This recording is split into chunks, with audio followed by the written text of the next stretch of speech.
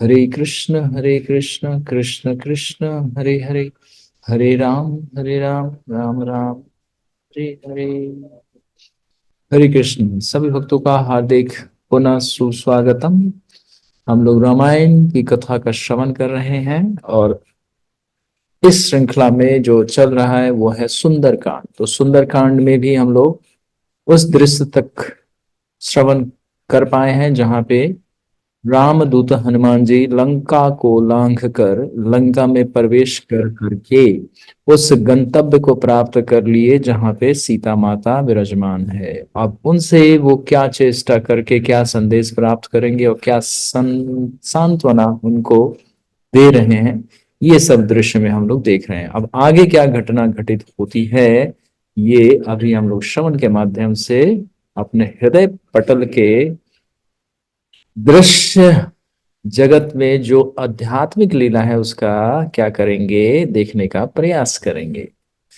तो इस दृश्य में हम लोग देख रहे हैं और सुन रहे हैं कि हनुमान जी किस तरह से सारी स्थिति और परिस्थिति को देख करके सीता माता से वार्तालाप की प्रतीक्षा करते हैं। और इस दृश्य में अशोक का एक घना बहुत बड़ा विशाल वृक्ष है जहां पे सीता माता बैठी हैं और वो अपनी सारी व्यवस्था को प्रकट कर चुकी हैं, यहाँ तक कि प्राण त्यागने की भी उनके विचार आए। तो हनुमान जी ये सारा चीजें देख के उन्होंने अपनी व्यवस्था, असमर्थता और उद्देश्य और बड़ी सावधानी से वो सारी चीजों का स्मरण करते हुए भगवान श्री राम को स्मरण करते हैं कि हे भगवान, आप ही बुद्धि देंगे कि मैं इस परिस्थिति को कैसे आगे संचालन करूं, अर्थात इसका पालन करूं। तो हनुमान जी को प्रेरणा मिला, उन्होंने भगवान राम के चरित्र का संक्षिप्त वर्णन किया। जैसे हम किसी व्यक्ति को अगर पूरा विस्तार से बताना भी है लेकिन समय नहीं है तो कैसे बताते हैं, मुख्य मुख्य घटनाओं का, जिससे कि सामने वाला व्यक्ति उसकी पहचान कर ले। विस्तार से तो नहीं लेकिन विस्तार अभी आगे है।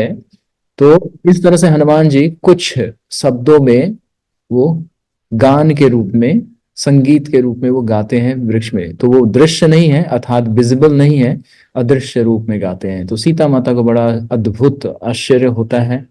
एक तो सुख से विहुल है और दूसरा है कि उनको एक ऐसा बहुत दिनों के बाद अर्थात ऑलमोस्ट 1 साल लगभग होने वाला, वैसे तो 10 महीना बीत गया, उनको राम का नाम सुनाई दिया पूरे लंका में।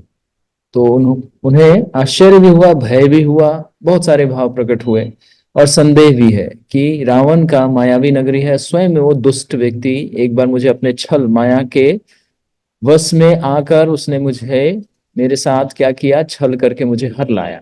तो उनको विश्वास भी नहीं हो रहा जो सुन रही हैं। तो अपने ही मन को कैसे देखती हैं कि मुझे कहीं स्वप्न तो नहीं है, वो सोच रही हैं कि मैं स्वप्न तो नहीं देख रही हूं। तो इस तरह से ये दृश्य यहां तक पहुंचा है। तो हनुमान जी अब साहस कर रहे हैं सारी राक्षसियों के सुरक्षा घेरा को पार करके कि कोई मुझे देख भी ना ले। तो एक समय का प्रतीक्षा में थे, जैसे कोई व्यक्ति बहुत ही बड़ी सुरक्षा कर रखा हो और कोई व्यक्ति घुसपैठ करना चाहता हो, मतलब उसमें एंटर करना चाहता हो। तो कैसे हम सारे परिस्थितियों को देखते हैं, समझते हैं, फिर उसके बाद एक उचित समय पे वो कार्य कर लेते हैं। इसका उदाहरण अगर समझेंगे तो कभी आप लोग खुले एरिया में कटोरे में दूध रख के देखिए और आसपास में बिल्ली होनी चाहिए, बस उसकी नजर एक बार पड़ जाए, आपको एक झलक भी नहीं समझ में आएगा बिल्ली कब आई और कब दूध पी के चली गई, पता भी नहीं चलेगा, चाहे आप नजरें गड़ाए रहें। फिर भी एक पलक चाहिए उसको, एक पल चाहिए। तो हनुमान जी उसी प्रतीक्षा में थे कि ये लोग अपनी सारी बातें कर चुके हैं और ये अपने अपने कार्य में व्यस्त होंगे। तो कार्य का समय जो निर्धारित था, क्योंकि अब प्रातः काल होने वाला ही है ना, प्रातः काल हो चुका है।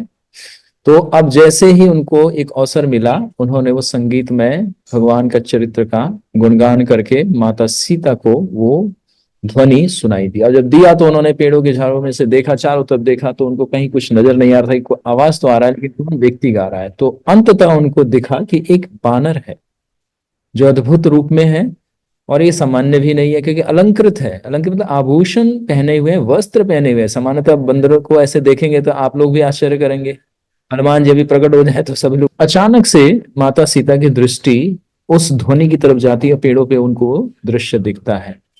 तो जब दिखता है तो उन्होंने क्या कहा, अब आगे हम लोग कहते हैं, स्वप्नो अपि नायम न ही मे अस्ति निद्रा, शोके न दुखे न च पीडिताय, सुखम ही न अस्ति यो अस्मि ही न तदेना पूर्णा प्रतिमानिनीन।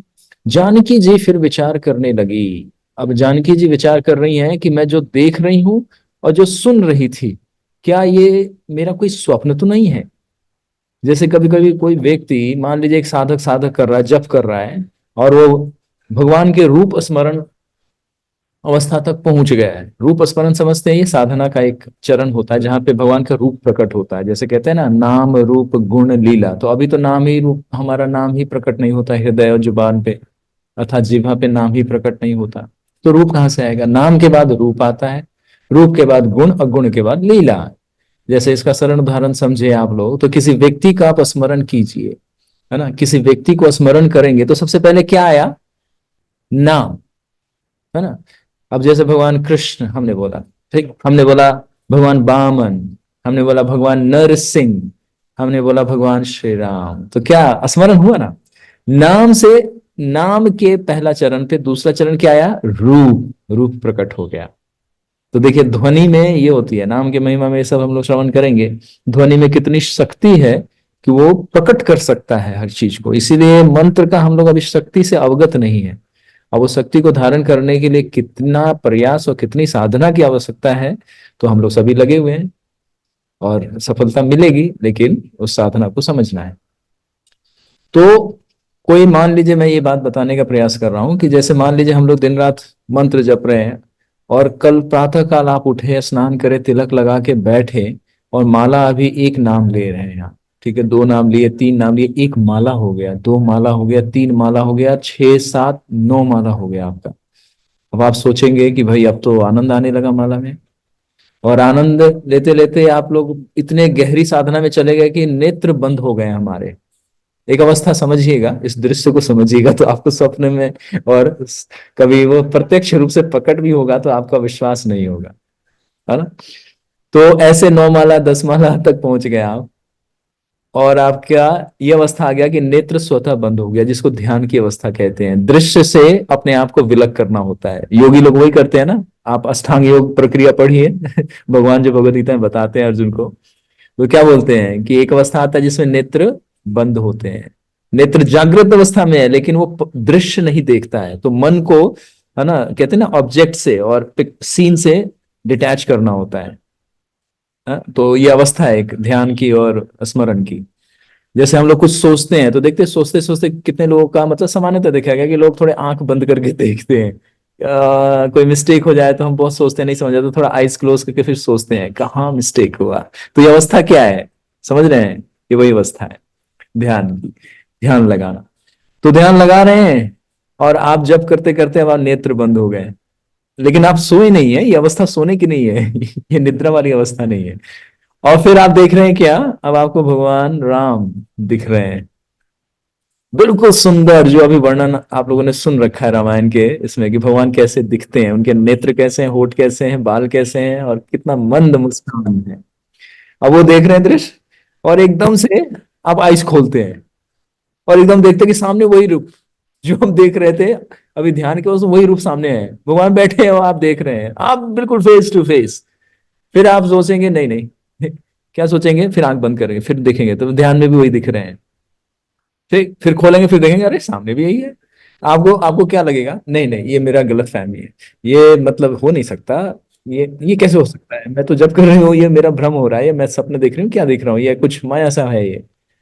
यही अवस्था थी ना ध्रुव महाराज की, जब उनका 6 महीना पूरा हो गया, जब कार्तिक का महीना चल रहा था, तो उनका यही ऑलमोस्ट 6 मंथ कंप्लीट होने वाला था। तो ध्यान की अवस्था उनकी सिद्ध हो गई थी। वो हृदय में भगवान को देख रहे हैं, सामने भी भगवान को देख रहे थे, भगवान चतुर्भुज में प्रकट हो गए थे गरुड़ के ऊपर तो उनको विश्वास नहीं हो रहा था, देख के तुरंत आंख बंद कर लिए, बोले कि नहीं नहीं ये मेरा भ्रम है। तो ये हम लोगों का साधना का स्थिति, ऐसा एक साधक का होना चाहिए। भगवान आ भी जाए तो विश्वास मत करिए क्योंकि हम लोग इतने दुष्ट हैं, इतने, हम में मतलब मैं, आप लोग तो शुद्ध हैं और भगवान को बहुत प्रेम से करते हैं, कि भगवान आ भी जाए तो विश्वास नहीं होना चाहिए अपने पे, क्योंकि ये भ्रम हो सकता है। मन हमेशा दिखाता है ना कि हम देखो कितने अच्छे भक्त बन गए, हम कितने साधक हो गए, कि देखो भगवान को हमने प्रकट कर दिया भाई, अहंकार आ जाएगा। लेकिन अहंकार में आते ही नहीं भगवान, भगवान तो परम शुद्ध है, हृदय में ही प्रवेश करते हैं, वहीं पे आते हैं। तो ये अवस्था में क्या होता है कि हम देखें तो सामने भी वही दिखेगा, मन में भी वही दिखेगा। तो यतो यतो यामी ततो नरसिंहा, है ना, यतो यामी ततो नरसिंहा, मतलब जहां जहां देखेंगे भगवान हरि, तो ये अवस्था बड़ी शुद्ध अवस्था होती है, जिसको राममय या कृष्णमय चेतना बोला जाता है। ये अवस्था जल्दी प्राप्त नहीं होती है, बहुत इसके लिए सावधानी है, बहुत कड़ी साधना, और बहुत ही भगवान का सतत कीर्तन करना पड़ता है, अर्थात स्मरण, लीला स्मरण और उनका नाम गुण। तो ये अवस्था वो अवस्था है कि जहां पे आपको प्रकट होगा भी तो आपको विश्वास नहीं होगा। तो ये एक सच्चा साधक ऐसी होता है। इसीलिए ध्रुव महाराज ने कहा कि नहीं, जो मैं देख रहा हूं ये हो नहीं सकता है, लेकिन भगवान प्रकट रूप में साक्षात प्रकट थे उनके समक्ष। तब उन्होंने क्या फाइनली किया, अपने काउंच सेल को अर्थात अपने शंख को उनके दाएं गाल पे स्पर्श कराया, कि नहीं, जैसे कोई व्यक्ति है ना, स्वप्न देखता है तो कहता है भाई जाग जाओ, और खुद कभी कभी खुद भी पानी डालता है, चींटी काटता है, देखा मैं स्वप्न तो नहीं देख रहा। तो ये वही अवस्था सीता माता की। अब ये अवस्था कैसे आई, तो अब देखिए, अब आएगा, माता खुद बताएंगे। जो हमने अभी चर्चा कर दी ये माता स्वयं बताएंगी। और इसमें भ्रम भी हो सकता है और साक्षात भी है।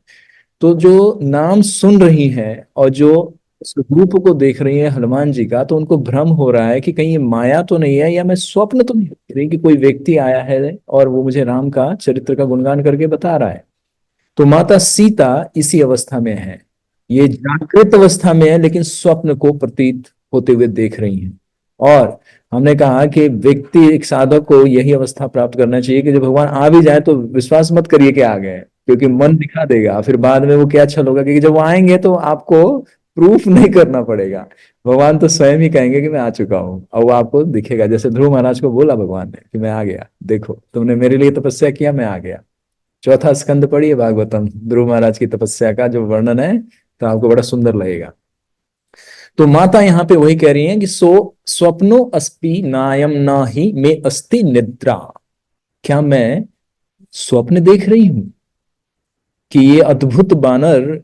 और उन्होंने इससे पहले श्लोक में क्या कहा कि बानर का अगर आप सुबह या स्वप्न में दर्शन करते हैं तो अशुभ माना जाता है। सुबह स्वयं हनुमान जी ने खुद कहा, विभीषण से जब वार्तालाप हुई तो उन्होंने क्या कहा कि मैं इतना दुष्ट हूं और इतना तमोगुणी हूं कि कोई व्यक्ति मेरा सुबह सुबह दर्शन कर ले तो उसको दिन में भोजन प्राप्त नहीं होता है।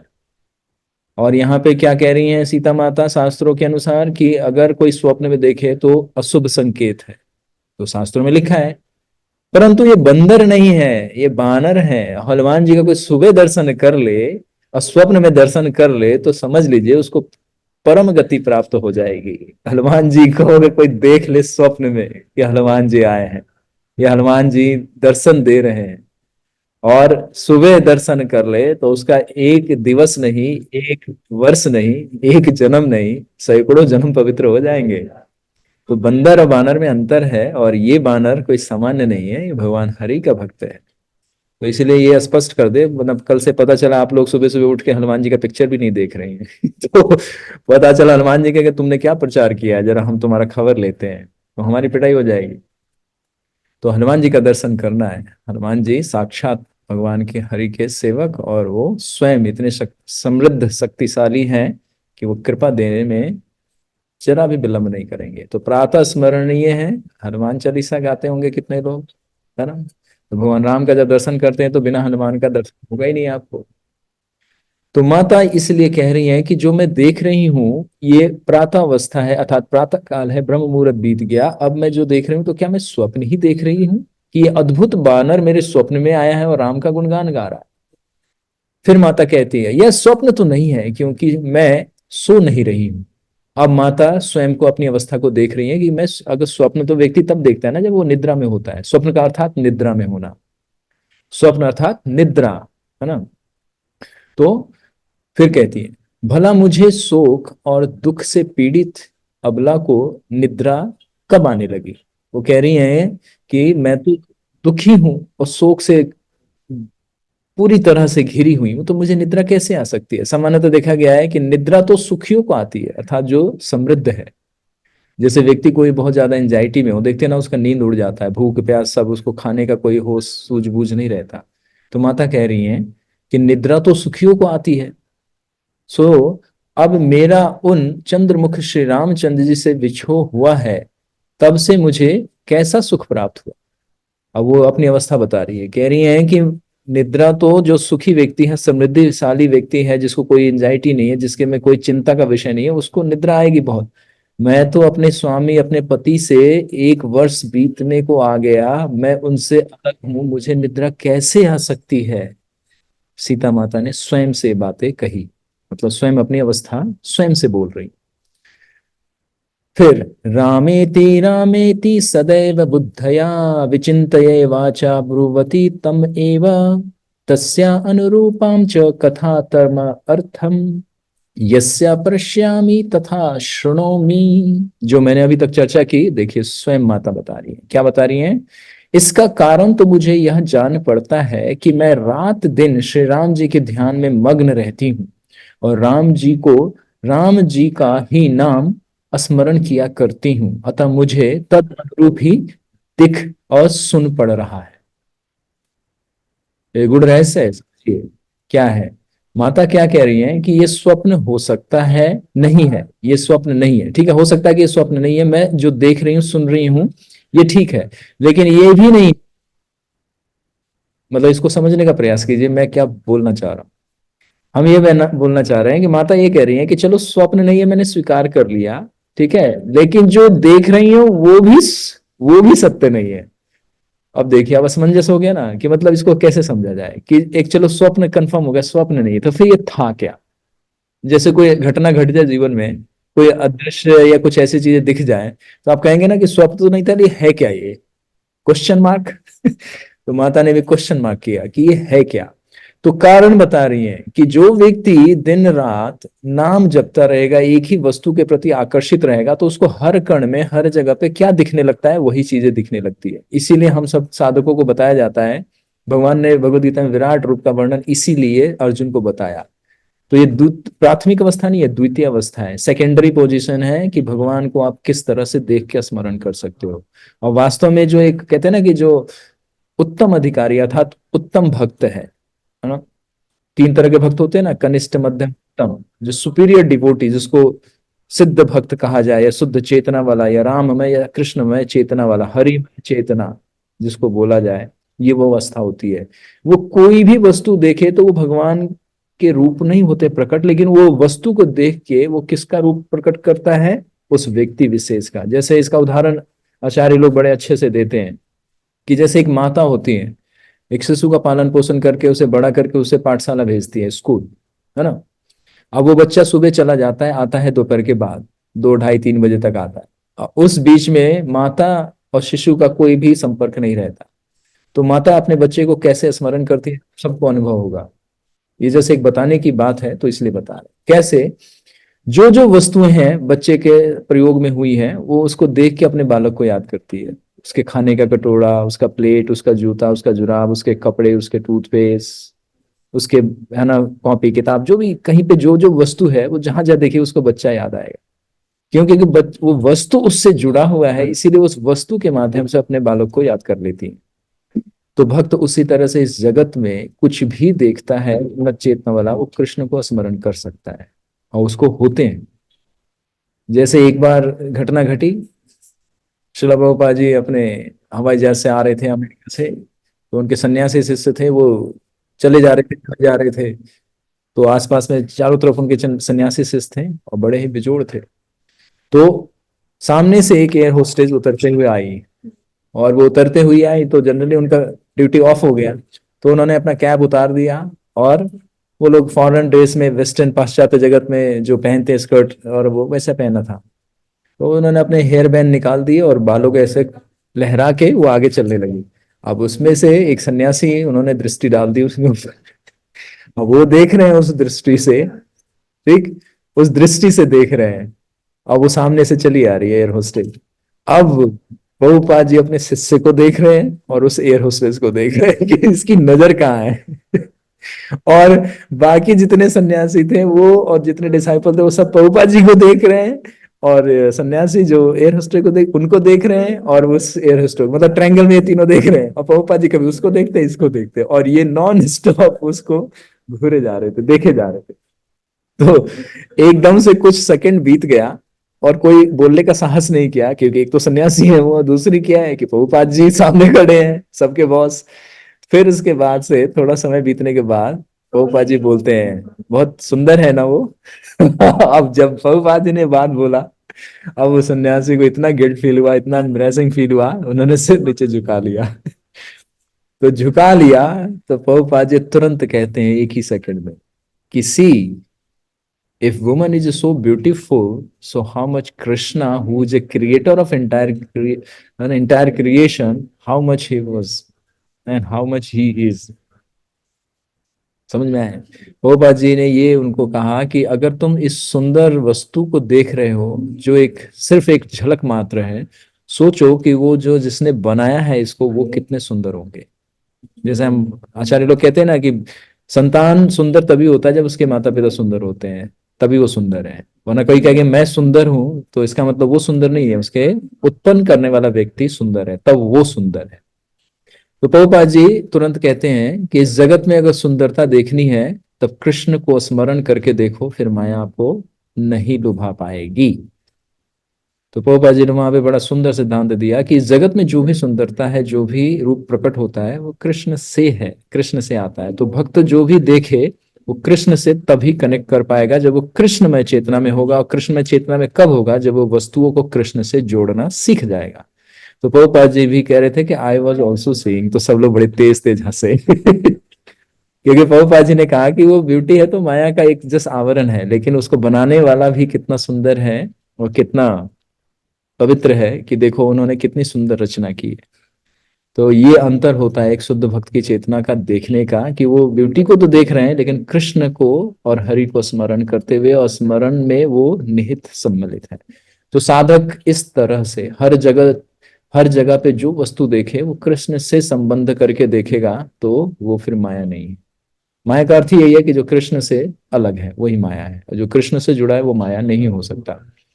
तो उसी तरह से माता सीता ने कहा कि मैं नाम स्मरण किया करती हूँ और उन्हीं के रूप को हृदय में धारण कर रही हूँ, तो ये भी मेरा भ्रम नहीं है कि मुझे हर जगह वही रूप प्रकट हो रहा है, और उन्हीं की मेरे कान जो हैं उन्हीं की ध्वनि और उन्हीं के गुणों को, उन्हीं के चरित्र को श्रवण कर रही है।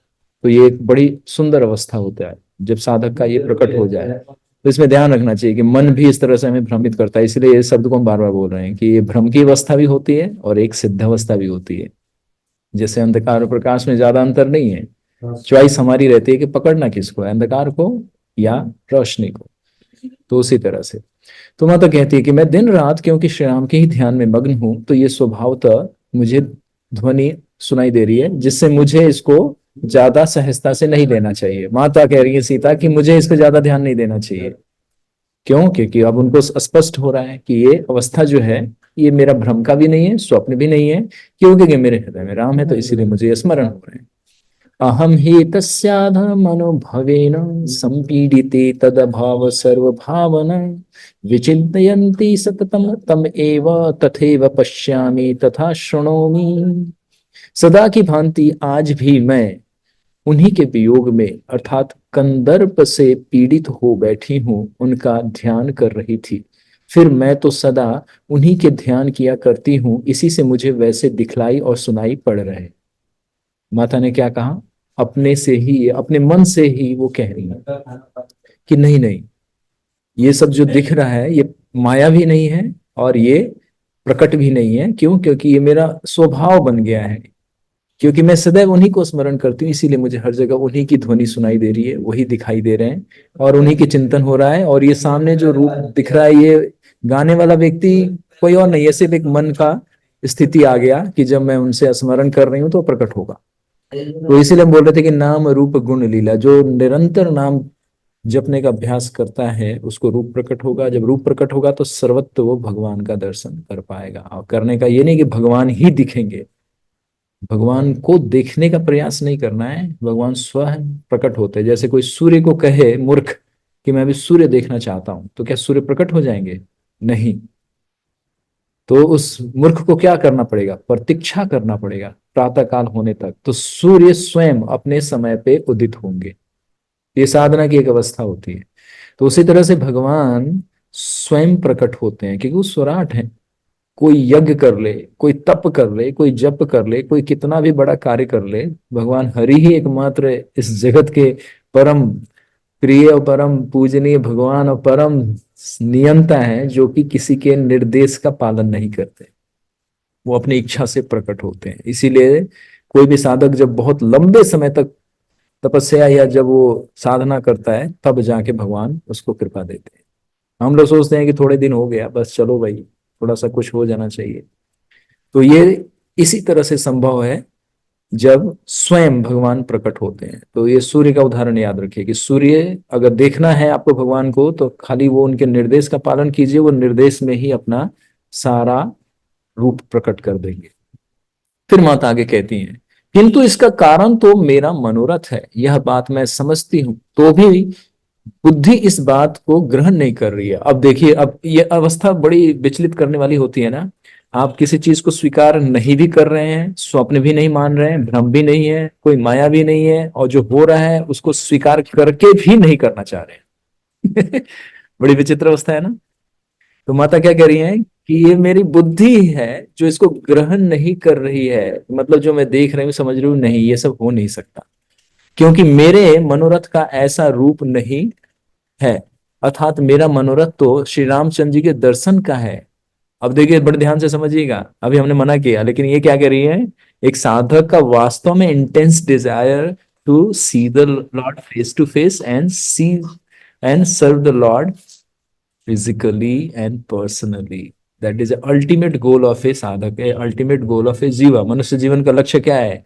नित्य राधा कृष्ण के प्रेम अर्थात उनकी सेवा को प्राप्त करना। इज अल्टीमेट, सर्वोच्च लक्ष्य है जीवों का। चाहे वो कीड़ा हो, पतंग हो, हाथी हो, बानर हो, ऋषि हो, तपस्वी हो, योगी हो, तांत्रिक हो, मनुष्य हो, देव हो, दानव हो, सबका लक्ष्य क्या है? एकमात्र हरि। तो इसलिए कह रही हैं कि एकमात्र मेरा मनोरथ तो है कि श्री राम का ही दर्शन करो। तो भ्रमित हो रहे हैं ना आप लोग?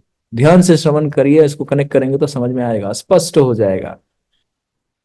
इन्होंने लास्ट में बता भी दिया और भ्रम भी डाल दिया। तो यही सब चीजें होता है कि शास्त्रों को पढ़ के ना हम समझ नहीं पाते कि ये बताना क्या चाह रहे हैं आचार्य। तो इसीलिए आचार्यों के अनुगत रहना पड़ता है कि जो भाव उनका प्रकट हुआ था उसी भाव को सुन के उसी भाव को समझना।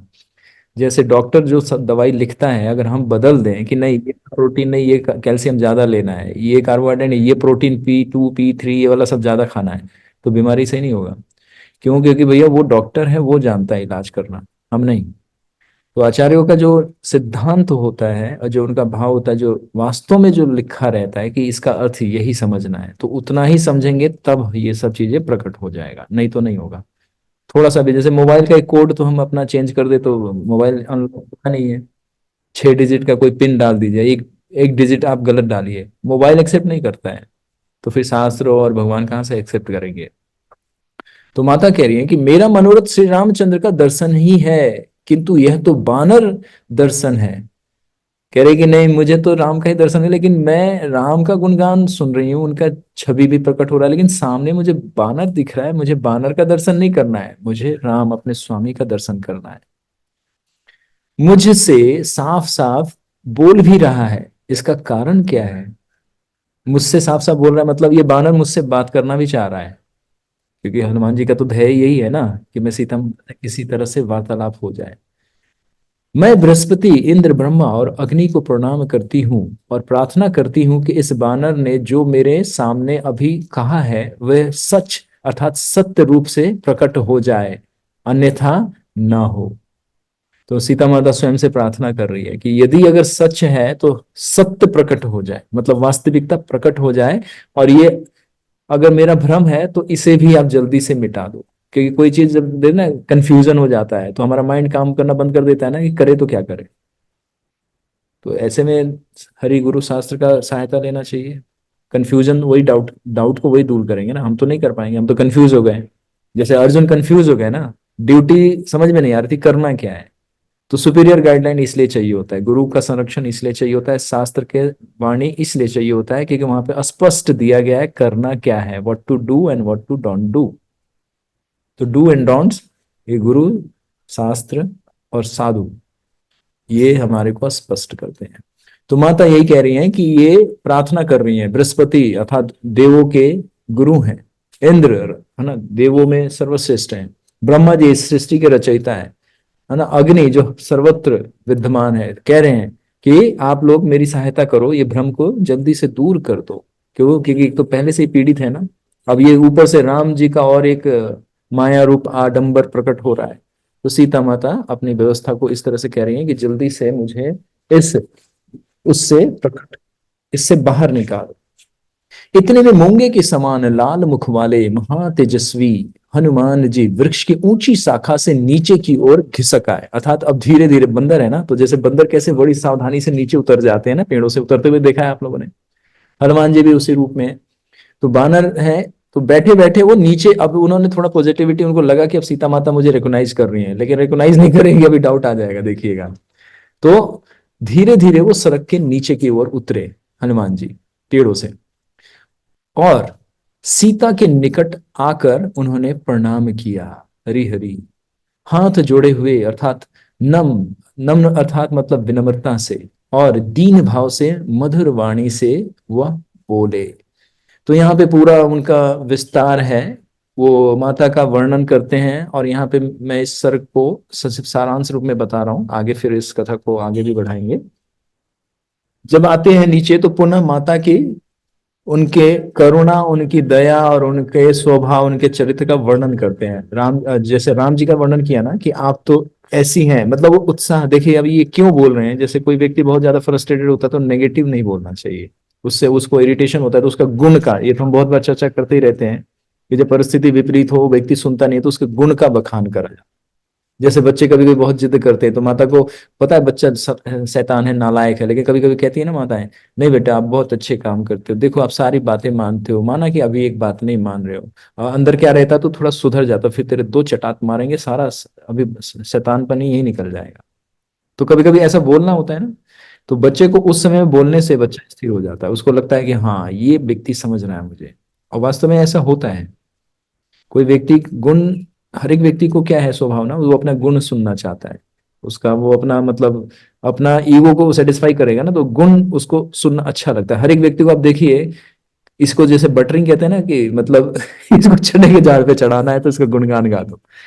तो झूठा तारीफ हर एक कोई सुनना चाहता है, और अच्छा भी लगता है, ये कानों को ऐसे लगता है जैसे कोई गरम बिल्कुल रसगुल्ला का रस ला के आपके कानों में डाल रहा हो, आइसक्रीम खिला रहा हो, है ना। कानों में जैसे आप लोग रसगुल्ला खाते हैं तो ऐसे शहद कानों में जा रहा हो, जैसे मुख से रस खाते हैं ना, रस स्वाद लेते हैं, उसी तरह से जब कोई गुणगान गाता है ना, तो कानों को ऐसा लगता है कोई शहद डाल रहा है कानों में, आह हा हा हा क्या स्वाद आ रहा है। अब कान में शहद डालने का अर्थ समझ रहे हैं आप लोग कहेंगे कि मुख से शहद खाया जाता है, मैं इसके स्वाद को बता रहा हूँ कि गुलाब जामुन का स्वाद मुख से आता है, लेकिन जो स्वाद आता है वो खाने से, तो एक तो मुख है, तो शब्दों को हम मुख से नहीं खाते हैं, हम कानों से खाते हैं। तो शब्द को खाने का अर्थ है, तारीफ सुनने का अर्थ है कि कान से स्वाद करते हैं ना, जैसे हम हरि कथा का मुख से श्रवण नहीं कर रहे हैं ना, कानों से श्रवण कर रहे हैं, हर एक का एक है ना सेंस और सेंस ऑब्जेक्ट है। तो उसी तरह से हमारे जो ध्वनि है, ये कान का क्या है, आभूषण है, ध्वनि हरि कथा आभूषण है। जैसे कानों में कान की बाली पहनते हैं तो स्त्रियां आभूषण कहती है ना उसको, कान के बाली को। तो उसी तरह से हमारे जितने भी जीव हैं, इनके कानों का, चाहे वो ऋषि हो, महर्षि हो, देव हो, दानव हो, हर एक के कानों का आभूषण हरि कथा है।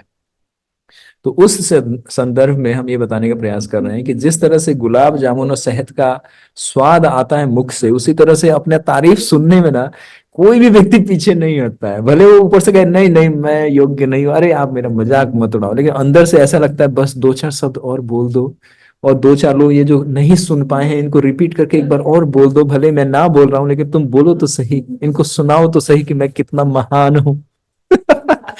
बहुत लोगों को ऐसे देखने में समझने में आता है ना। कभी कभी प्रवचन देते हैं कुछ लोग, उनको बाद में अंत में वो धन्यवाद देने के लिए वो फॉर्मेलिटी होता है कि हाँ इन्होंने बड़ा सुंदर बोला, ये बोला, तो वो बैठा हुआ व्यक्ति आसन पे वो कहते हैं नहीं नहीं हमारी कोई योग्यता नहीं है, हम नहीं बोले, ये तो बस कृपा है गुरु की, ये शास्त्रों की महिमा है, ये तो हम बस थोड़ा सा बोलने का अभ्यास किए हैं। अंदर से उसको ये लगता है कि ये क्या 2 शब्दों में निपटा रहे हो, 1 घंटा गला फाड़ा है, 10 मिनट तो बनता है मेरा। तो अंदर ये सब भाव चल रहे होते हैं, वो दिख जाता है। जो व्यक्ति अच्छे से समझ रहा होता है जीवों की चेतना को, वो समझ जाता है कि भैया अंदर तो आपको चाहिए बहुत सारा कुछ, लेकिन बाहर से ना बोल रहे हो। तो व्यक्ति का कहने का अर्थ है कि कानों को उसको अपना सुनना अच्छा लगता है। तो यहाँ पे एक बात बता रहे हैं कि सीता माता के जो चरित्र हैं उनको बता के प्रस्तुत करते हैं कि माता, वो इसलिए नहीं कर रहे हैं कि उनको झूठी तारीफ, वो इसलिए कर रहे हैं, जो मुख्य सब विषय है उसको समझिए, कि वो, आप याद कीजिए उन्होंने कहा ना कि इनको सांत्वना देना बहुत आवश्यक है, क्योंकि राम को सांत्वना देने के लिए सुग्रीव हैं, बहुत सारे ब्राह्मण हैं, पूरी वानर सेना है, मैं स्वयं सांत्वना देकर आया हूं, लेकिन ये अबला नारी को कौन सांत्वना देगा। इसलिए ऐसी अवस्था में उनके गुण का बखान करते हैं कि आप कितनी पवित्र हैं, कितनी त्याग हैं, कितने कष्ट में हैं। ये पूरे सर्ग में बहुत विस्तार रूप से वर्णन है, जो मैं सारांश रूप बता रहा हूं आपको। तो वो ये सारा बातें हनुमान जी कहते हैं माता सीता, और माता सीता बिल्कुल एक शुद्ध होकर, मतलब कहीं पलके नहीं झपक रही, कोई नहीं देख रही, बस वो सिर्फ वाणी को सुन रही है कि ये सामने वाला बानर कह क्या रहा है और इतना विस्तार से मेरे बारे में कैसे जानता है। समझ रहे हैं, क्योंकि राम जी ने बोला था ना, तो आप वो ये सारी चीजें कनेक्ट कीजिए। राम जी ने जो व्यक्तिगत रूप से बोला था कि सीता की ये गुण है, जब तुम उससे मिलो तो ये बातें कहना उससे, तब तुम्हें रिकॉग्नाइज करेगी। तो कुछ व्यक्तिगत जो गुण होते हैं वो सिर्फ व्यक्तिगत रूप से ही जाना जा सकता है। जैसे मैंने बताया कि कुछ डीलिंग दो व्यक्ति के बीच में होता है तो सिर्फ उन्हीं लोगों को पता रहता है, तीसरे व्यक्ति को पता नहीं चलता। तो वो तीसरा व्यक्ति अब चौथे व्यक्ति को बताए तो तीसरे व्यक्ति कैसे प्रस्तुत करेगा, जब वो दो व्यक्ति तीसरे व्यक्ति को बताएंगे। और चौथा व्यक्ति कब वो विश्वास में आएगा, जब वो पहले व्यक्ति से सुन चुका हो, या सुनेगा, या उस पर विश्वास हो, या उस पर आस्था हो, तब। तो 1 2 3% में आप कंफ्यूज मत हो जाइएगा, वापिस आ जाइए। तो उस इसलिए हनुमान जी ने माता सीता का पूरा गुण का और चरित्र का वर्णन व्यक्तिगत रूप से किया कि माता जानकी, आप में ये गुण है, आप, मैं स्वयं देख रहा हूं, उन्होंने देखा भी ना, कि मैंने आपको देखा कि आप किस तरह से इन दुष्टों के बीच में अपनी रक्षा कर रही हैं। तो आप एक पवित्र पतिव्रता, सती और पूजनीय, वंदनीय, स्मरणीय, और मेरे प्राण के आप ही अधिष्ठाती देवी हैं। अब इतना कुछ उन्होंने बताया, ये पूरे सर्ग में वर्णन है, मैंने खाली कुछ लाइनों में आपको वर्णन किया। फिर उसके बाद कहते हैं, सीता त्वमासि भद्रम ते तन्मा चक्ष्वाये पृच्छत, यथा ही तमम वेदन्यम रूपम चापये मानुषम। आप वही सीता हो, मैं आपसे पूछता हूं, मुझे बतलाइए आपका किस प्रकार मैं हित करूं, क्योंकि आपकी दीनता से, हमारे अत्य अद्भुत रूप से, और आपके तपस्विनी के वेश में आप निश्चय ही मुझे श्री राम की पत्नी ही जान पड़ती है। अब ये जब सारा व्याख्या कर दिया उन्होंने उनके चरित्र का, उनके गुण का, उनके विशेष गुणों का, तब अंत में बोल रहे हैं कि मैंने निष्कर्ष निकाला है। क्योंकि देखिए अभी भी स्पष्ट नहीं है ना हनुमान जी को अभी स्पष्ट है, अभी देखिए दोनों ही डाउट में है। अभी अगला सर्ग जो अभी आगे कथा आएगी, देखिए दोनों स्टिल अभी डाउट है। आजकल की परिस्थितियां वैसी है, हम किसी व्यक्ति पे इतना विश्वास कर ले, लेकिन फिर भी पूर्ण विश्वास करना बड़ा मुश्किल हो जाता है। समझ में नहीं आता कि मतलब हम कर रहे हैं तो मूर्ख हम है क्या कि हम करे जा रहे हैं। लेकिन सिद्धांत यही है कि आपको फिर भी करना पड़ेगा। सिद्धांत यही है, क्योंकि 100 में से 99 लोग धोखा देंगे, लेकिन वो एक व्यक्ति जो होता है वो 99 को भ्रमित करके वो आपके सामने आता है, लेकिन हमारा 99 का जो अनुभव होता है वो 100 व्यक्ति पे खड़ा नहीं उतर पाता। ये बड़ी कठिन परीक्षा होती है विश्वास करना किसी पे। तो ये दोनों परिस्थिति वैसी है, और दोनों एक से बढ़कर एक भक्त हैं। एक रामदूत स्वयं भेजे गए हैं, एक स्वयं भगवान हृदय में रखने वाले हैं, दोनों ही भक्त सीता माता। तो ये दोनों का अभी चर्चा आगे करेंगे, बताएंगे कि दोनों कैसे अभी संदिग्ध हैं, फिर भी दोनों बेस्ट अपना क्या कर रहे हैं, एफर्ट कर रहे हैं एक दूसरे को विश्वास दिलाने का। तो माता सीता अभी भी भ्रमित है कि नहीं, ये नहीं जो मैं सुन रही हूं और ये जो बता रहा है, ये भी एक रावण का आडंबर है, अर्थात उसका एक माया का ये प्रतिबिंब है मेरे सामने। तो वो कह रहे हैं कि, अब हनुमान जी कह रहे हैं कि जितना मैंने बताया है, तो मैंने अब मैं अपने आप को आश्वस्त कर रहा हूं, अर्थात मैं I am 100% sure about you कि आप वही हैं जो मैंने सुना है, जो देखा है, और जो मैं अपने बुद्धि और अपने विवेक से आपका जो परीक्षण किया है, आप वही मेरे स्वामी श्री रामचंद्र की भार्या सीता हो। और आपके तपस्वी के वेश में होने से अब मैं ज्यादा आप पे संदेह नहीं करता। हनुमान जी के इन वचनों को तथा श्री राम के नाम का कीर्तन सुन सीता जी अत्यधिक हर्षित हो शांत हो गई। हरि हरि। हर्षित तो हुई लेकिन गंभीर भी हो गई। तो भक्तगण, इस गंभीरता को हम कल उद्दीपन करते हैं। आज के लिए यही विराम। अब आपका कोई प्रश्न है, जिज्ञासा है, तो कृपया कर पूछिए, प्रयास करेंगे उत्तर देने का। किसी का भी कोई प्रश्न है तो पूछ सकते हैं। हरे कृष्ण प्रभु जी, दंडवत प्रणाम। धन्यवाद जी। माता जी, प्रश्न पूछिए माता। प्रभु जी, जैसे अम, मनुष्य जीवन का परम लक्ष्य है भगवान का प्रेम प्राप्त करना और भगवान की सेवा। तो और भगवान की सेवा भगवान की कृपा से प्राप्त होती है। बिल्कुल सत्य।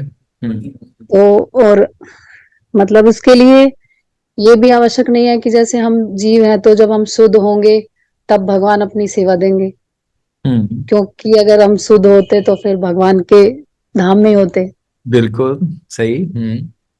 तो जैसे कोई भक्ति में मतलब आया है, भक्ति को थोड़ा बहुत समझ रहा है, तो भगवान की जब सेवा करना चाहते हैं हाँ। और वो सेवा हमें नहीं मिलती है, तो उसका क्या कारण होता है? बहुत सुंदर प्रश्न है, बड़ा गंभीर और बहुत गहरा प्रश्न है। इसीलिए तो रामायण की हम लोग कथा को श्रवण कर रहे हैं कि भगवान की व्यवस्था को समझना बड़ा अद्भुत है और अकल्पनीय है। मतलब हम लोग अपने बुद्धि विवेक क्या कुछ भी किसी भी अवस्था में हम बिल्कुल, इसीलिए तो आचार्य कहते हैं कि नगण्य हैं हम लोग। जीव कहता है ना कि मैं इस जगत का नियंता हूं। तो एक वीडियो बनाया गया है ना, 20 मिनट का वीडियो बनाया गया है, पूरे गैलेक्सी को सेंट्रलाइज करके फिर उस जीव को पहले दिखाया जाता है। मैं आप लोगों को पर्सनली भेज दूंगा, देखिएगा। वो एक बिल्कुल एक डॉट के समान है। कैसे? तो समुद्र किनारे रेत का असंख्य कण है। उस एक कण को उठा के हाथ पे और पूरे रेत को देखिए तो आपको समझ जाएगी उसकी क्या औकात है। कुछ भी नहीं, जीरो। मतलब वो डाल भी दिया जाए भीड़ में, दोबारा उसी कण को नहीं उठा सकते हम वापिस। हमें पता ही नहीं चलेगा कि कहाँ गया वो। जबकि सबका एक ही स्वरूप है, एक ही रंग है, एक ही आकृति है, सब कुछ। उसी तरह से अनंत कोटि ब्रह्मांड, अनंत कोटि जीव, अनंत कोटि संचालन करने वाले ब्रह्मा, एक ब्रह्मा नहीं है, लाखों ब्रह्मा है, लाखों। अब उसमें एक छोटा सा जीव सोचता है कि मैं ये कर लूं, मैं वो कर लूं, और मैं अपने हिसाब से ऐसा कर दूं, मैं अपने हिसाब से वैसा कर दूं। तो ये कैसा है? उसी तरह रेत में पड़े हुए एक कण के समान समुद्र किनारे। तो भगवान की व्यवस्था क्या है, भगवान क्या चाहते हैं, ये सारा प्रश्न जो आपने प्रश्न पूछा है ना, ये बहुत उन्नत उन्नत भक्तों ने पूछा है। शास्त्रों में, मैं शास्त्र की बात कर रहा हूँ, महर्षि लोग ऋषि लोग बोलते हैं ऐसे प्रश्न कि हम चाह के भी नहीं कर पाते। तो भगवान क्या बोलते हैं? अब देखिए, तपस्या में आपको दिखाता हूँ। दधीची मुनि ने कितना तपस्या किया। भगवान ने कहा कि तुम अपना प्राण त्याग दो। वृतासुर अंदर से भगवान के भक्त थे। उनको एक मिस्टेक, छोटी सी मिस्टेक थी, जो कोई मिस्टेक नहीं थी। उन्होंने भगवान शिव को कहा था कि ऐसा दृश्य सिर्फ आप ही प्रकट कर सकते हो। उन्होंने माता पार्वती को अपने लैब पे बैठाया था। तो एक सामान्य सभ्यता से ये स्वीकार नहीं है, लेकिन उन्होंने यही कमेंट किया था कि ये कार्य सिर्फ आप ही कर सकते हो। लेकिन पार्वती माता को लग गया, बड़ा बुरा अपराध मान लिया। उन्होंने कहा कि तुम इतने महान भक्त के प्रति अपराध कर रहे हो, तुम दुष्ट, तुम राक्षस बन जाओ। और उन्होंने बड़े मुस्कुराहट से, बड़े प्रसन्नता से स्वीकार किया और अगले जन्म में असुर बने। अब भगवान से जब युद्ध कर रहे हैं इंद्र से, तो भगवान क्या बोल रहे हैं इंद्र को कि तुम इसका वध करो। तो वहां पे बड़ा सुंदर सुंदर सिद्धांत है, कृष्ण लीला का ये सब अंश है। तो वहां पे इंद्र गलत कर रहे हैं, जबकि वो उसका वध कर रहे हैं। और भगवान क्या कह रहे हैं कि तुम मृत्यु को प्राप्त करके तुम मुझे प्राप्त कर लोगे, लेकिन इंद्र इसी जगत में रहेगा। वो मेरी सेवा और मेरे उस कृपा को प्राप्त नहीं कर पाएगा। और दधीची मुनि इतना तपस्या करके जब वो जगत के उद्धार के लिए कार्य करना चाह रहे हैं, भगवान ने कहा कि तुम अपना शरीर त्याग दो।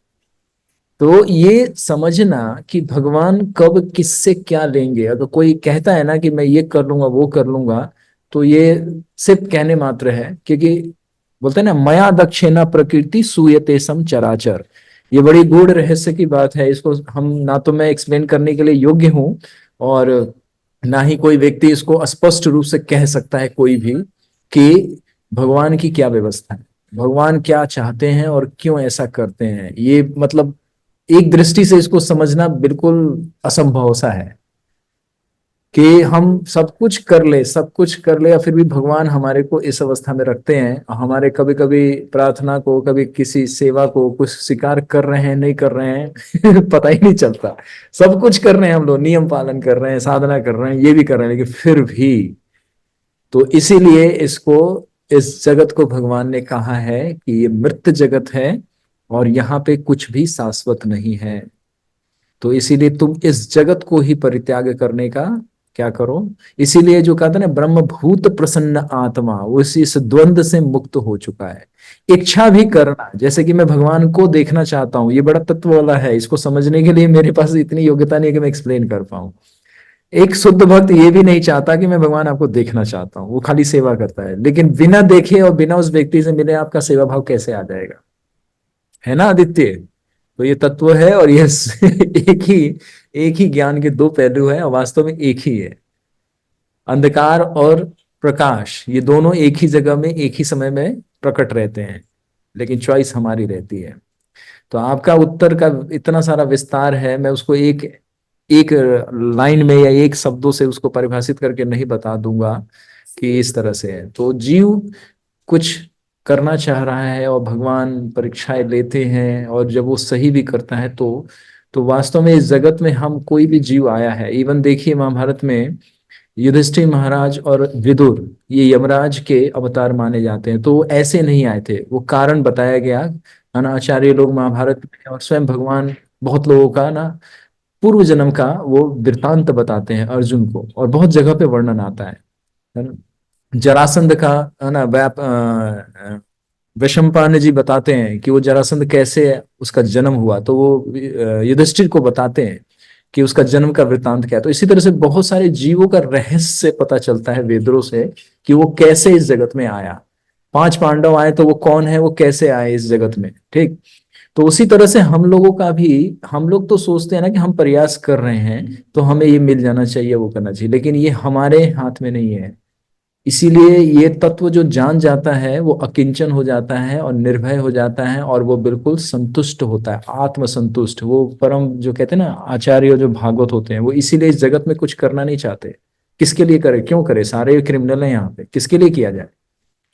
तो इसीलिए वो भगवान एकमात्र को, भगवान को स्मरण के उनके निर्देश का पालन करता है। तो जो एक उन्नत भक्त है वो एकमात्र हरि के निर्देश का पालन करता है, और अंत में उसको वो भगवान कृपा दे के प्राप्त करते हैं। तो इसको समझना पड़ेगा। जैसे कोई व्यक्ति भूखा प्यासा है, उसको बहुत दिन तक भोजन नहीं मिला, तो उसको भोजन ही उसका लक्ष्य हो जाता है कि भोजन चाहिए, और जो जिसे भोजन मिलेगा वो संतुष्ट हो जाएगा।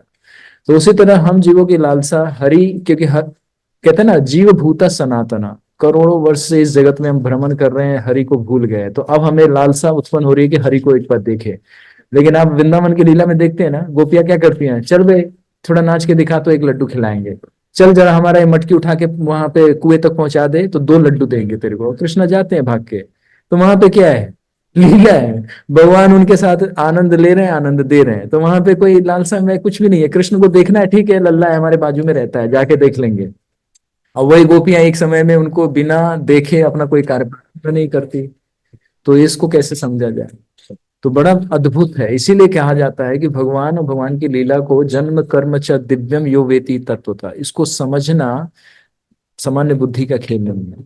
तो इसका ओवर और निष्कर्ष यही है, माता प्रश्न का उत्तर का ये है कि धैर्य रख के भगवान के निर्देश का पालन करते रहेंगे हम, तो स्वतः धीरे धीरे एक समय के उपरांत स्वयं ये सारे उत्तर मिलते हैं। कभी कभी हमें आचार्यों से, गुरु से भी उत्तर नहीं मिलता, तो एक जगह ये वर्णन है कि आप भगवान के प्रति पूरा आस्था रख के उस नियम का पालन कीजिए जो गुरु आचार्य बताते हैं, तो वो उत्तर परमात्मा रूप में हृदय में प्रकट होता है। जैसे नाम जप में कहा जाता है कि नाम जप ध्यान से करिए तो बहुत सारे उत्तर स्वयं प्रकट होते हैं, और ये सत्य भी है, जो अनुभव करेगा साधना में उसको स्वयं मिल जाएगा। तो इसकी अवस्था यही है कि धैर्य रख के, जैसे माता अभी यहाँ पे क्या कह रही है कि मैं हर बार उन्हीं का चिंतन करती हूँ तो हृदय में तो आप ही प्रकट हो, इधर उधर सब जगह मैं ही देख रही हूँ आपको, तो मेरे लिए ये सहज हो गया है कि कुछ भी करूं आप प्रकट हो जाते हो। तो ये साधक का एक ये व्यवस्था भी है कि वो कुछ भी करेगा वो भगवान ही दिखेंगे, तो फिर उसमें वो साथ रहे दूर रहे जैसे हम लोगों का विप्रलंब भाव प्रेम है, चैतन्य महाप्रभु विप्रलंब भाव दिखाया है, मतलब लव इन सेपरेशन। कभी कभी समीप रहने पे प्रेम का अनुभव नहीं होता, तो दूर कर दीजिए, वास्तविक प्रेम है या नहीं वो प्रकट हो जाएगा। तो साधक का बहुत सारा डायमेंशन है, उसको कितना एक्सप्लेन करूं कितना बताऊं तो नहीं। आपका उत्तर यही रहेगा कि भगवान ऐसी व्यवस्था करते हैं कि वो सेवा नहीं करने देते, नहीं करते, तो भगवान की एक एक भक्त नहीं है, अनंत है, वो सबके इच्छाओं की पूर्ति करते हैं। और जिस जीव ने भक्ति में जो मार्ग जो अपना के जो इच्छा किया है, वो अभी नहीं तो समय के उपरांत वो पूर्ण होता है। इसीलिए जगत की रचना क्यों हुई है, यहाँ पे देखिए अनंत जीव हैं, अनंत इच्छाएं हैं, तो भगवान तो कहते ही हैं। भक्ति विनोद जी ने क्या कहा, तुम्हारे इच्छा प्रपंचीय संसार, इस संसार में जो भी कार्य हो रहा है ये कृष्ण की इच्छा नहीं है, ये जीवों की इच्छा है। जैसे कोई बालक बहुत ज्यादा जिद करता है तो माता पिता क्रोध में आके उसको जिद की वजह से कहते हैं ले तू कर ले, अपनी इच्छा पूरी कर ले, जब मन भर जाए तब आ जाना मेरे पास। तो वो बच्चा जब तक वो करता है जब तक उसको अनुभव नहीं होता गलती का।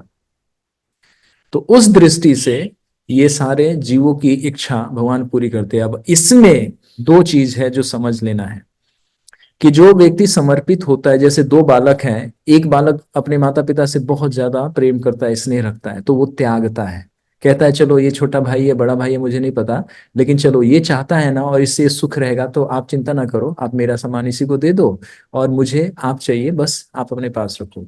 तो जो भक्त होते हैं उनको सफलता असफलता, इसीलिए द्वंद्व का मैंने शब्द प्रयोग किया था, द्वंद्व से उनको कोई कि मुझे कितना सफलता मिलेगा जगत में, कितने लोग जानेंगे, कितना मैं कुछ कर पाऊंगा, वो नहीं। भगवान हरि आप संतुष्ट हो, आपकी इच्छा ये है मैं आपके लिए करूंगा, इसको बोलते हैं विशुद्ध प्रेम। विशुद्ध प्रेम का मतलब परित्याग, बलिदान। तो ये अवस्था जिसमें जागृत होती है वो ये सारे उत्तर को समझ सकता है। इसीलिए भगवान अपने भक्तों के लिए त्याग बोलते हैं कि तुम त्याग करो, तुम त्याग करो, दूसरा नहीं करेगा। धृतराष्ट्र को बोला कि तुझे राष्ट्र चाहिए, राष्ट्र, लेकिन युधिष्ठिर को बोला कि तुम त्याग कर दो, 14 साल के लिए त्याग कर दो, भगवान की बात मान के त्याग कर दिया। वृतासुर को बोला कि तुम असुर के योनि में हो, तुम्हें मुक्ति भी चाहिए और तुम मेरे पास होगे, तुम अपने शरीर को त्याग दो, तब मरा था। ये नहीं कि वो उसने वज्र मारा था दधीचि मुनि से मर गया था, नहीं, भगवान हृदय में प्रकट हुए थे कि अपना प्राण त्यागो, तो वृतासुर ने प्राण त्यागे। दधीचि मुनि को स्वयं भगवान रोते हुए बोले थे, आंखों में आंसू था, ये लीला बहुत पहले सुनाया था, आप लोग स्मरण होगा तो, भगवान के नेत्र में आंसू आ गए थे। वो भक्त जो पूरा जीवन तपस्या किया, भगवान स्वयं आके कह रहे हैं कि तुम अपना अस्थि दे दो इंद्र को, उससे वज्र बनाएगा जिससे वृतासुर का मृत्यु होगा। तो भगवान देख रहे हैं ना। तो दधीचि मुनि तो ये नहीं करा कि क्या पूरा जीवन तुम्हारे लिए मैंने किया, तुम मेरा बैंड बजा रहे हो यार, चलो मैं नहीं देता है। कैसे भगवान हो, पहले तपस्या करवाते हो, कष्ट दिलवाते हो। तो वो नहीं, क्योंकि कि एकमात्र क्या है, गोपी का जो भाव दिया गया क्या है, सर्वस्व त्याग दो। तभी तो भगवान के हृदय को कौन जीता, ब्रज के भक्तों ने। तो माता ये जितने भी मैंने चीजें बताई, आई होप कि कुछ आंसर उसमें से आपको मिल पाया होगा, और नहीं है तो फिर से पुनः एक बार स्पष्ट कीजिए तो मैं शायद सारांश इसका एक लाइन में उत्तर दे दूं। आप आपने यही पूछा कि भक्त जो करना चाहता है, सेवा करना चाहता है, फिर वो क्यों नहीं कर पाता, यही था। हाँ जी प्रभु जी। तो आई होप कि आपको यही स्मरण हाँ। रखना है कि हमारा सेवा अगर वो शास्त्र सम्मत है, गुरु के निर्देश में है, सफलता असफलता मायने नहीं रखता है। अगर हाँ। हम आपको एक और उत्तर दें तो भक्ति सिद्धांत जी लॉयन गुरु थे, वो विश्व में प्रचार क्यों नहीं करके फेमस हुए, प्रभुपाद जी को श्रेय देना था ना कृष्णा को प्रभुपाद जी को श्रेय देना था, इसीलिए उनको माध्यम बना गया। उससे पहले भी इतने पावरफुल आचार्य हैं, क्यों नहीं विदेश में प्रचार किए, क्यों, क्योंकि समय परिस्थिति भगवान निर्धारित करेंगे, वो जिसको चाहेंगे। अर्जुन का महाभारत में सबसे सुंदर उदाहरण आता है, एक 16 वर्ष का बालक ने उनको परास्त कर दिया, तो भगवान ने उनका अभिमान तोड़ दिया कि तुम मत समझना कि तुम वीर योद्धा हो इस पृथ्वी पे, अभी मेरे ऐसे अनगिनत भक्त हैं जो कोई नहीं जानता। और वास्तव में ये सत्य है, इस जगत पे इस पृथ्वी पे ऐसे महान महान भक्त छुपे हुए हैं जिनको ना तो हम जानते हैं, ना नाम सुना है, ना शास्त्रों में वर्णन है। वो व्यक्तिगत रूप से तभी प्रकट होता है जो भगवान इच्छा करेंगे तब। कहते हैं ना, साधु एक और सच्चा गुरु और सच्चा भक्त तभी मिलेगा जब हमारी उस लेवल की आस्था या उस लेवल का चेतना या उस लेवल का इंटेंस डिजायर होगा कि मुझे वो प्राप्त करना है, तो भगवान प्रकट करते हैं। जैसे एक श्लोक से इसका समापन करता हूं आपके उत्तर का। ब्रह्मांड भ्रमते कोण भाग्यवान जीव, गुरु कृष्ण प्रसादे पाए भक्ति लता बीज। देखिए, गुरु की कृपा से भगवान मिलते हैं, भगवान की कृपा से एक अच्छा गुरु मिलता है। ये दोनों एक ही सिक्के के पहलू हैं, ये दोनों नहीं मिलते हैं। पहले बता दिया गया दोनों नहीं मिलते हैं, लेकिन एक दूसरे की कृपा से। अब हम लोग साधना भक्ति में क्या सीखते हैं कि गुरु the key of success, the गुरु की ऑफ डिवोशनल सक्सेस। मतलब हमारा भक्ति का मार्ग का सफलता का कुंजी कौन है? हमारा गुरु। गुरु अगर सही चाबी मिल गया तो बड़े से बड़े ताला को खोल सकते हैं। मास्टर की जिसको बोलते हैं, spiritual master is a master की ऑफ स्पिरिचुअल वर्ल्ड। तो गुरु भगवान को देता है, लेकिन उस गुरु को भगवान देते हैं उस साधक को कि तू इनसे, जैसे इसका भी उदाहरण है तो भागवत में जाइए, ध्रुव महाराज का पढ़िए। नारद मुनि को कौन भेजता है? भगवान पर्सनली गाइड करके भेजते हैं कि जाओ उस जीव को मेरे बारे में सारी साधना भक्ति बताओ, मुझे कैसे प्राप्त करेगा तुम बता के आओ। तो उनकी इच्छा थी, दृढ़ इच्छा थी कि मुझे ये पाथ चाहिए और मुझे भगवान चाहिए, तो भगवान ने गुरु दिया। तो इस तरह से बहुत सारे उदाहरण हो सकते हैं। तो इसीलिए ये दोनों को मिलना बड़ा ही दुर्लभ है इस जगत में, और दोनों मिल जाए तो समझ लीजिए कि इस जगत में ब्रह्मा से भी बड़ा पोस्ट उस जीव का है कि उसने दोनों प्राप्त कर लिया, गुरु भी और भगवान भी। तो इसलिए इसको समझने के लिए माता हम लाइन में यही कहेंगे कि सेवा करने और कराने का हमारे में सिर्फ प्रयास हो सकता है, साहस हो सकता है, लेकिन श्रेय देना भगवान का है। इसीलिए भगवान ने महाभारत में अर्जुन का भ्रम भी तोड़ा, एक बार नहीं 3-4 जगह पे भ्रम तोड़ा कि तुम श्रेष्ठ योद्धा नहीं हो, है ना, हो लेकिन तुम में अहंकार आया। यहाँ तक कि राधा रानी में अहंकार आया तो भगवान उनका त्याग कर देते हैं रासलीला के समय। तो भगवान के बुद्धि को और उनके कार्यकलाप को समझना हम जीवों का नहीं है। तो इसीलिए श्रद्धा रख के हमें पूरा प्रयास करना है, हर चीज का बेस्ट से बेस्ट सर्विस देना, बेस्ट से बेस्ट भगवान का सेवा के लिए विचार रखना, और धैर्य रख के उन्हीं के लिए। ये सीता माता और रामायण की कथा में हम यही तो दिखा रहे हैं। सीता माता के देखिए धैर्य खत्म है, आत्महत्या के बिल्कुल एक पॉइंट पे आ चुकी है, लेकिन फिर भी हरि कैसे कैसे रक्षा कर रहे हैं। अभी देखिए अगला सर्ग में कल चर्चा करेंगे, दोनों में कितना संदेह है। हनुमान जी भी डर रहे हैं कि ये रावण का ही आदम होगा, ये सीता नहीं हो सकती, और सीता माता सोच रही है कि रावण स्वयं है ये। लेकिन फिर भी इस बीच में की एक कड़ी हटाई जाएगी और भगवान राम हटाएंगे। तो ये वाला जो अवस्था है ना, जो विश्वास की श्रद्धा, इसी को तो बोला जाता है अटूट श्रद्धा। अब बहुत सारे आचार्य लोग हैं, बहुत सारे हैं जिनका मतलब अंत अंत समय तक पता ही नहीं चलता है कि भगवान बचाएंगे मार देंगे। तो इसीलिए आत्मा का ज्ञान याद रखना चाहिए कि हमारा मृत्यु नहीं है, शरीर बदलेगा, भगवान की व्यवस्था है, कुछ और हमें प्राप्त करना है। तो इसीलिए हमें यही करना है कि प्रयास पूरा करना है, सेवा का जो भी है पूरा, भगवान दे ना दे उनके। इसीलिए भगवान ने बोला ना, ये देखिए कितना गूढ़ है, कर्मण्यवाधिकारस्ते मां फलेषु कदाचन। आप कर्म करो, कर्तव्य का पालन करो, लेकिन वो कर्तव्य कैसा होना चाहिए? तो फिर तीसरा अध्याय पूरा ज्ञान होना चाहिए। कर्म अकर्म विकर्म निर्देश गुरु साधु शास्त्र। कर्म का मतलब ये नहीं कर्म खाली कर्म, है ना, guided by the spiritual master, guided by the shastra, guided by the superior devotee, जो भगवान के साधु भक्त हैं उनके द्वारा। माता ठीक है क्षमा प्रभु। करना, मैंने बहुत सारा चीजें इस आपके उत्तर में बोल दिया, आपको स्पष्ट कुछ लाइन क्लियर हो गया वैसे दिमाग में? हाँ हाँ प्रभु जी, हाँ, मतलब कि इसका यही है। हाँ बताएं। मतलब हमें अपनी सफलता या असफलता नहीं देखनी, मतलब नहीं। भगवान जो भी, भगवान की इच्छा है, हमें उसी में, भगवान जो का चाहे वही करते रहना है, हाँ, अब धैर्य भगवान के रहना चाहे और ना चाहे, इसके लिए शास्त्र का है। सही से अध्ययन, मार्गदर्शन में, और एक अच्छे भक्त का, ये गुरु का पूरा कृपा। क्योंकि मैंने क्या बताया, डॉक्टर दवाई दे रहा है तो डॉक्टर को रियलाइज्ड है और डॉक्टर प्रामाणिक है तो सही इलाज हो जाएगा, थोड़ा समय लग सकता है। लेकिन हम अपना दिमाग लगा लिए तो गड़बड़ हो सकता है। हम अपना दिमाग कब लगाएं? तो वो कथा को याद रखिए कि एक स्तर आएगा जब आपको पता चल जाएगा कि हाँ, जो मेरा निर्णय होता है वो गुरु, हरि और शास्त्र से मिला होता है, इसीलिए उसमें कम चांस रहेगा गलती होने का। ठीक। ठीक है प्रभु जी। हाँ, तो इसमें अकर्म का इसमें सिद्धांत भी नहीं पालन करना है कि सिर्फ काम ही करते जाइए, रिजल्ट आए ना आए, रिजल्ट को मतलब ये बोल रहा हूँ ना, ये चर्चा का विषय इतना गहरा है। प्रश्न आपने ऐसे पूछा है जो ऋषि लोग पूछते हैं कि इसका क्या रहस्य है।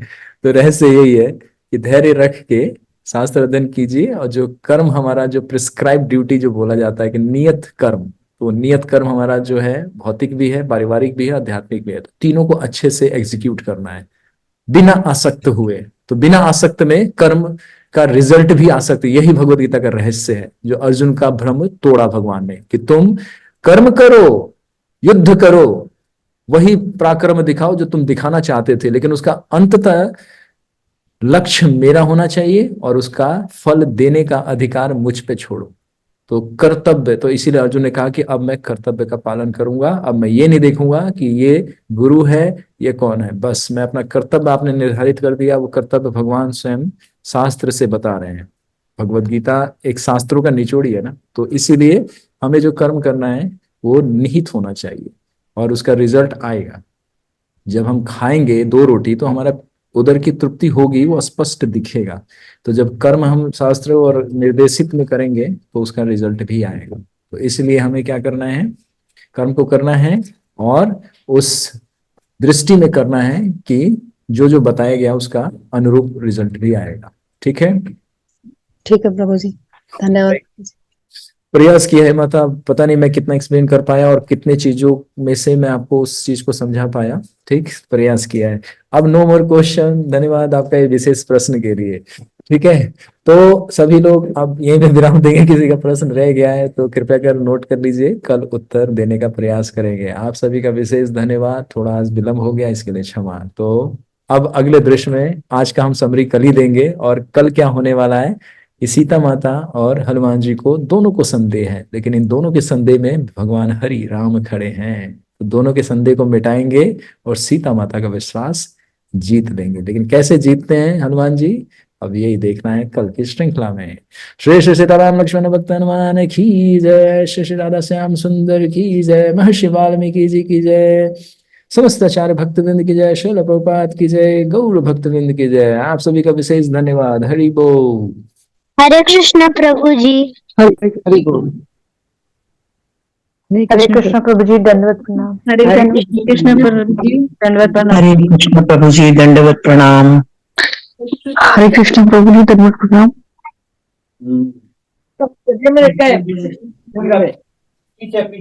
हरे कृष्ण प्रभु जी, दंडवत प्रणाम।